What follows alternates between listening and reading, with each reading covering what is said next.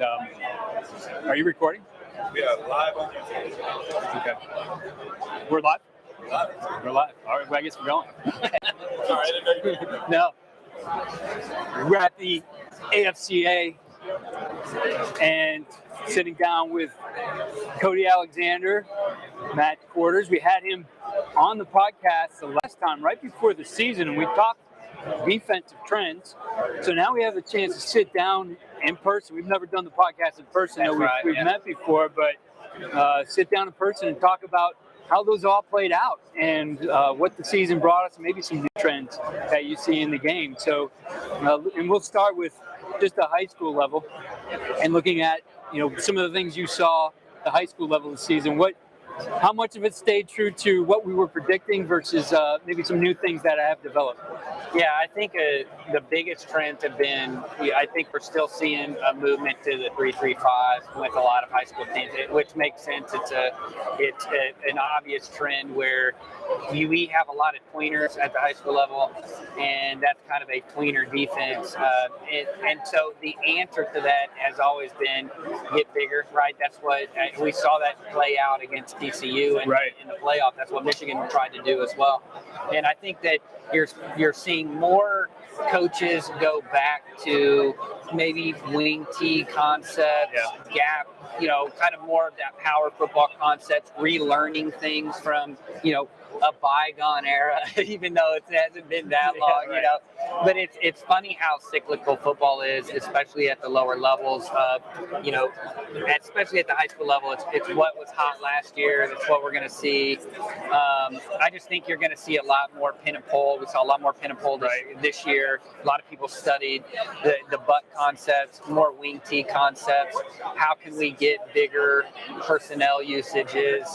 And I feel like at the high school level that meshes well with the evolution of more high school defenses running more of these hybrid schemes, especially like the odd stack. Yeah, so obviously with the odd stack, you're taking advantage of athleticism. You're getting more of those hybrid type players on the field. But as we said, the trend offensively is bigger guys, right? We are seeing more 12, 21, 22, whatever it might be. So the thought is, then how do you take essentially what is a spread type defense and use it to defend the bigger personnel? What kinds of things do you think will come to the forefront and now in how the 3-3 may evolve to deal with bigger guys in the game? Yeah, I think what you're seeing, especially at some of these higher levels, is in Iowa State started doing this a couple years ago. They put a really big Sam to the field, and they put a big linebacker out there, and that's kind of counterintuitive to what you would think, right? You don't want a big person out in space, but what it ends up doing is okay, well, we're not getting a tight end on a DB anymore. Now it's a tight end's going to have to go block this linebacker, or now this little slot receiver, when they want to run a horizontal screen, is not going to have to go block a 225, 230-pound linebacker. And the way that system and a lot of these systems are done is that same linebacker is always attached to the box. He's a C-gap force player. So you're not, even if you go trips, he's not necessarily walking out over number 2 like you normally would in these split field concepts. So I think defensively, what you're seeing is you're finding these teams say, what if we flipped the nickel and the boundary safety, and we now have a big nickel or a big linebacker out there, and now that nickel is now playing more what I call slice or inverted sky concepts to the boundary, where now he's coming down to being the force player to the by one, or we can use him to double him because he's really a coverage guy first anyway. And so seeing that trend, I think, especially at the college level, you're probably going to start seeing that more at the high school level. Is people feeling a little bit more comfortable. Well, he's not really leaving the box, so we can kind of put a bigger guy there. Right.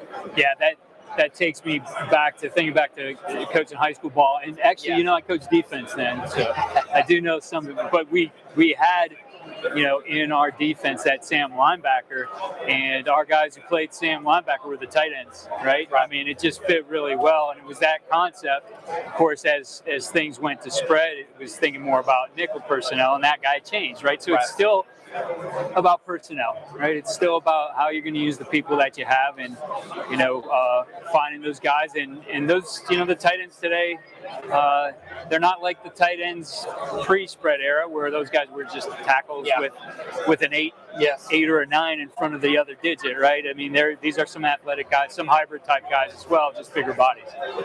Yeah, and I think one of the biggest things that you're seeing is a less emphasis on pressures.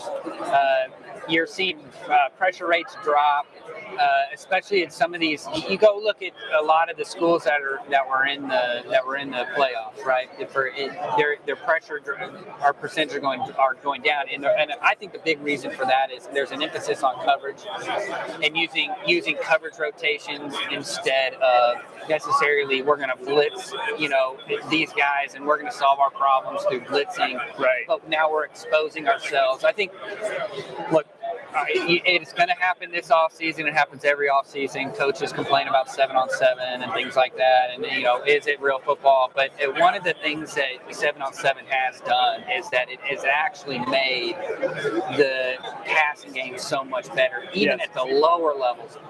Quarterbacks and coordinators are now a lot of times on the same page of where there's an opening here, there's a seam here. When I get a blitz here, I want to throw into it. Now I kind of understanding where these things are.